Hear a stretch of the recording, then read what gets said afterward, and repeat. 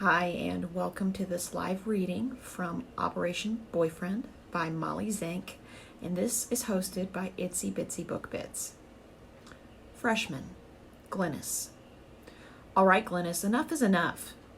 Kinley Green, my roommate and BFF since before we could walk, steps in front of the TV, blocking the Glad That's Not My Family talk show I'm watching.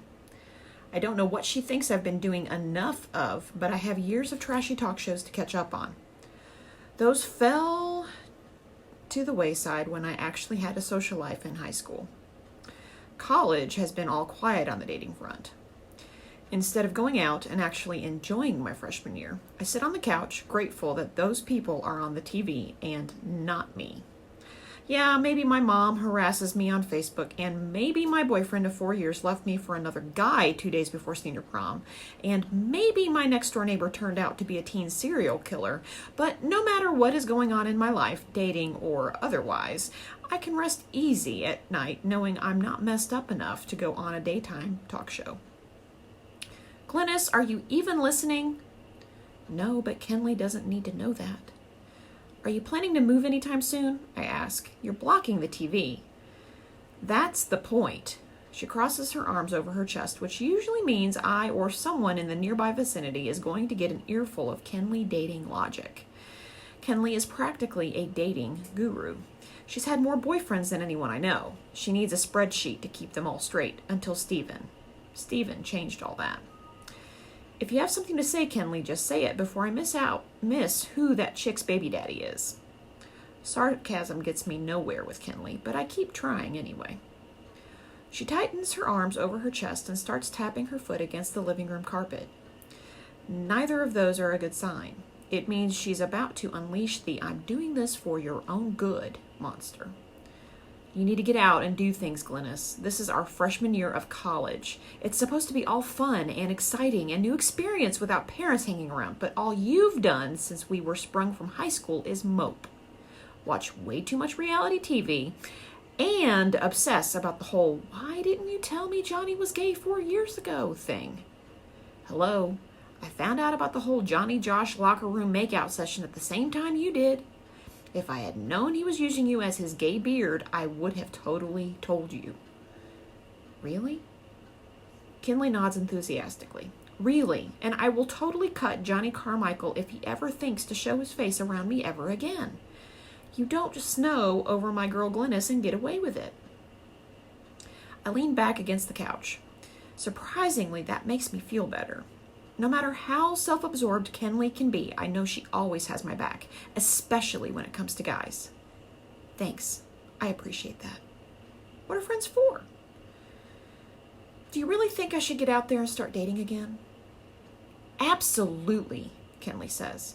You can't finish freshman year without going on a single date, Glynis. It's just not human. I open my mouth to say something, but Kenley interrupts before I have a chance and keeps right on talking. My gaydar was way off with Johnny, and I'm sorry for that. I get why you want to hide away and not deal, but you gotta, Glynis. Pushing things aside just gets them pushed aside. It doesn't fix anything. And how does setting me up with whatever random people pass your gaydar make things better? Because you'll be happy again, Kenley says. I miss the old Glynis. You used to be fun. I don't like what you've become. And before you say your mom put me up to this, let me tell you, she didn't. She may have suggested it, but this is all me saying this. You can pretend like you're going to resist all you want, but we both know eventually you'll cave just to get me off your back. It happens every time. You know you'll do it sooner rather than later, so why not make it sooner? Come on, Glynis, be fun again. Kinley is right. I will cave. My whole life I've been surrounded by domineering people like Mom and Kinley. It's just that it's always been easier to be a follower and sit back, relax, and let them take control of my life instead of causing waves. I like to keep the peace, even if it means living the life they want for me instead of the one I want for me. Everything is just so much easier that way, even if it's not altogether fair. Fine, I sigh. I cave. You're worse than Emma Woodhouse. Is that the snarky waitress from TGI Fridays? Kenley asks. The girl who wouldn't break my 20 till I gave her brother my phone number, even though she could so clearly see I was with Stephen? There's no way I'm like her. She's a biatch. I'm just being helpful and a good friend. Etma is a book character who likes to play matchmaker. She stares blankly at me. From Jane Austen? Still nothing. I might as well be speaking Swahili if I expect Kenley to understand a literary reference. Geez, Kenley, don't you read? You're the English major, not me, she shrugs. I wouldn't know Emma Woodhouse from Evan Watson. Besides, I need you out of the apartment more. Stephen's dorm room has really uncomfortable narrow beds. And that explains why I found Stephen's boxer shorts stuffed under your bed last week. Oh, which ones? Kenley bounces excitedly up and down on her heels at the thought of Stephen in his underwear. The tiger-striped ones are his favorite. Oh, gag, Kenley. Haven't you ever heard of too much information? I lean over the back of the couch and pretend to throw up, which she definitely doesn't appreciate in reference to her shiny new 3-month everything-is-perfect relationship with Stephen Porter, politically conscious surfer dude and student government president. Hey, if you don't want to benefit from my dating and relationship expertise, that's your problem. I'm giving out free advice here. The least you can do is listen. Where is Stephen anyway? I ask. If he's not with you, he's calling or texting you. What gives? Kenley wiggles her fingers at me. I notice she finally found someone at Madame Wu's nail hut to paint Vote Stephen on her fingernails. 1 letter for each nail. Student government elections are coming up, she says. He has to schmooze with the people, and I took it upon myself to pay my relationship happiness forward by getting you to agree to get back in the dating pool. Won't it be just, so perfect if we both have boyfriends at the same time? Double dates, I'd rather be single than go on a double date with you and Stephen. Oh, ha. Kenley shoots me an evil death glare. We're not that bad with the PDA. Are you kidding? I grimace to show exactly how I feel about being constantly subjected to their public displays of affection. You're the king and queen of PDA. I'm surprised you're not with him now, schmoozing with the people or whatever you call it. Stephen knows I support his re-election campaign. I don't need to always be passing out flyers or clapping the loudest at his rallies. If you want, I can text him and see if there are any available guys not into hiding their alternative lifestyles at the rally. All the clubs are there tonight, so there would be tons of available guys to pick from. She ticks them off on her fingers. Let's see. There's the Handy Abled Student Athletes Association, Vegans for a Better Food Chain, Ninjas Against Global Warming. Wait, ninjas are against global warming? Kenley rolls her eyes. Of course ninjas are against global warming. Isn't everyone? If they're so worried about global warming, why are they looking for dates? If they're not. I mean, I don't think they are, but it never hurts to ask. Kenley waves the VOTES hand at me. I was just offering to have Stephen ask around. He would so totally do it too, Glynis, because seeing you happy makes me happy, and making me happy is his #1 goal in life. Well, that, and winning the upcoming Student Government Association re-election before moving on to City Council and working his way up to Congress and Senate and finally President. But making me happy by making you happy is an easier goal to obtain right now. He's like 20. There's plenty of time for all the other political aspirations. She pulls out her cell phone and waits in her texting stance for me to give the go-ahead to send Stephen on the quest for the perfect school club attending guy for me.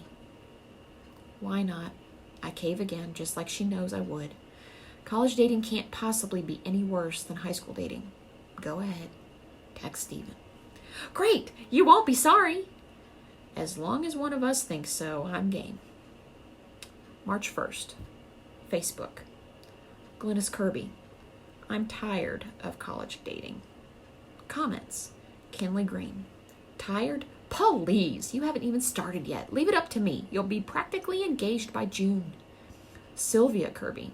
Hello, darling. It's Mom. Did you see the new pictures I posted from Lenny Kagelmeyer's wedding? Don't mind all the prison guards with guns. It adds local flavor, and he is on death row for that unfortunate business last spring after all. Wasn't it nice of that sweet little Susie Carmichael to marry him after the body count was confirmed during trial?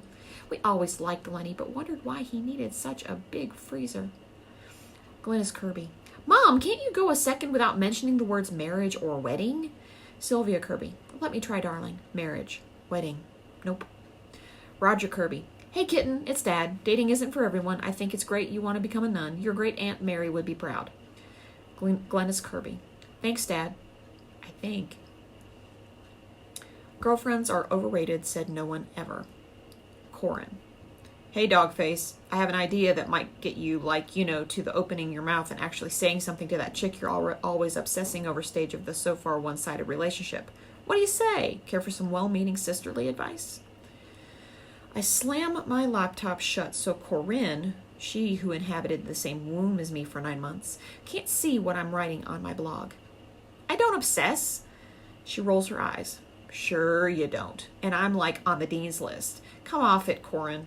Admit it. You obsess. I don't obsess, I repeat. Corinne waves a hand at my laptop, which I'm now hugging protectively against my chest. It's precious to me, just like my dream girl is precious to me, even if she doesn't know it yet. Oh, hey, yeah, that does seem a bit obsessive now that I replay it back in my mind. I sigh and lower my laptop to the kitchen table. It's the only quiet place to write in this whole house since no one actually cooks around here. Fine.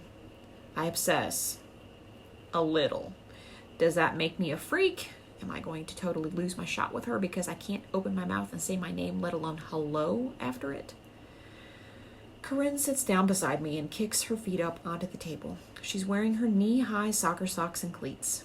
I'm too much gangly arms and legs to be coordinated enough for sports. Corinne is just as tall as me, but way more coordinated. Instead, I use my brain, which I can control, unlike my arms and legs. She gets a free 4-year ride on a soccer scholarship, and I land one for academics. Story of my life. Geeky brother to the Golden Girl sports star. Mom would so get after you if we actually ate at the kitchen table. I push at her feet, but she doesn't move them. All it gets me is some dirt breaking off and falling onto the table. Ugh! Now I'm really glad we don't eat here. So, do you want my help or not? Corinne asks. I widen my eyes that are the same deep blue as hers. I didn't know you were offering. She waves a hand like some relationship magician that can make all my insecurities disappear. Contrary to popular belief, I do want to see you happy, Corin. If this so-called dream girl of yours makes you happy, then we'll make sure you get her. I chew on my lower lip. She's not some prize, Corinne. There's no winning and losing in this situation. Sure there is. Corinne finally sits up and takes her smelly feet off the table. With dating, there are always winners and losers. It's a game, like any other game, Corin. Now, do you want to be a winner or a loser? A winner, I decide. You can help with that? I can try.